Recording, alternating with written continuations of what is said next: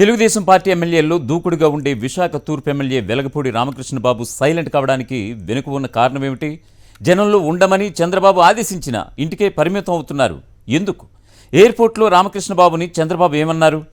నియోజకవర్గంలో వెలగపూడి పరిస్థితి ఎలా ఉంది? Watch the story.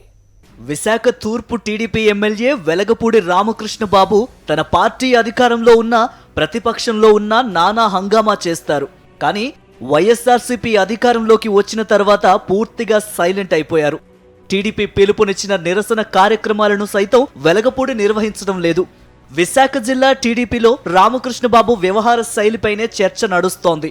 వెలగపూడి తీరుపై అసంతృప్తిగా ఉన్న టీడీపీ అధ్యక్షుడు చంద్రబాబు సైతం విశాఖ ఎయిర్పోర్ట్లో గట్టిగా క్లాస్ పీకారు. నిత్యం ప్రజల్లో ఉండాలని ఆదేశించారు. విశాఖ తూర్పులో రోజు రోజుకు పార్టీ బలహీనపడుతుందని, ఎమ్మెల్యేగా మైనస్లోకి వెళ్తున్నావని కూడా హెచ్చరించారు.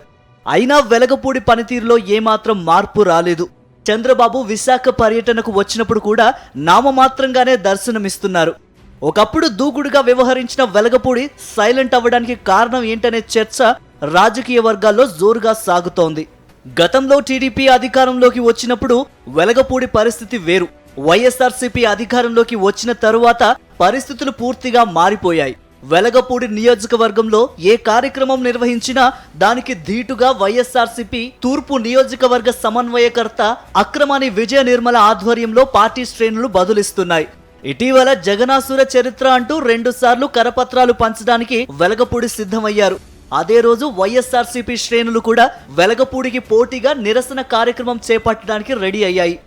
వైఎస్ఆర్సీపీ శ్రేణులు నిరసనకు పెద్ద ఎత్తున రెడీ అయ్యారని తెలియడంతో వెలగపూడి 2 సందర్భాల్లోనూ తన కార్యక్రమాన్ని ఉపసంహరించుకున్నారు. వైఎస్ జగన్ సీఎం అయ్యాక గతంలో ఎన్నడూ లేని విధంగా నియోజకవర్గంలో అభివృద్ధి సంక్షేమ కార్యక్రమాలు పెద్ద ఎత్తున జరుగుతున్నాయి. 4 సంవత్సరాల కాలంలో ఇక్కడ 3,600 కోట్లతో అభివృద్ధి పనులు చేపట్టారు. మత్స్యకారులు, యాదవులు అధికంగా ఉండే ఈ నియోజకవర్గంలో ప్రతి కుటుంబానికి ప్రభుత్వం ద్వారా 3 నుంచి 4 పథకాలు అందుతున్నాయి. గతంలో టీడీపీకి అనుకూలంగా ఉన్నవారు సైతం ఇప్పుడు వైఎస్ఆర్సీపీ వైపు మొగ్గు చూపుతున్నారు. టీడీపీ కార్యక్రమాలు అంటేనే వారు మొహం చాటేస్తున్నారు. విశాఖ తూర్పులో టీడీపీ ఎప్పుడూ ఆ పార్టీ సొంత బలం మీద గెలవలేదు. విశాఖ చుట్టుపక్కల ప్రాంతాల నుంచి పెద్ద ఎత్తున దొంగ ఓట్లు చేర్పించి వెలగపూడి విజయం సాధిస్తూ వస్తున్నారు.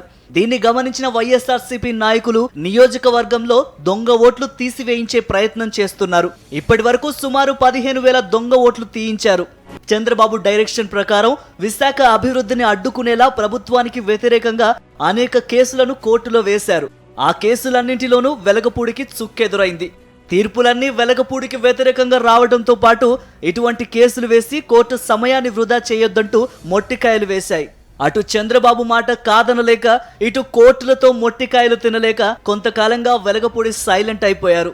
మరోవైపు తూర్పు నియోజకవర్గ ప్రజలు కూడా సైకిల్ కంటే ఫ్యాన్ బెటర్ అనుకుంటున్నారు.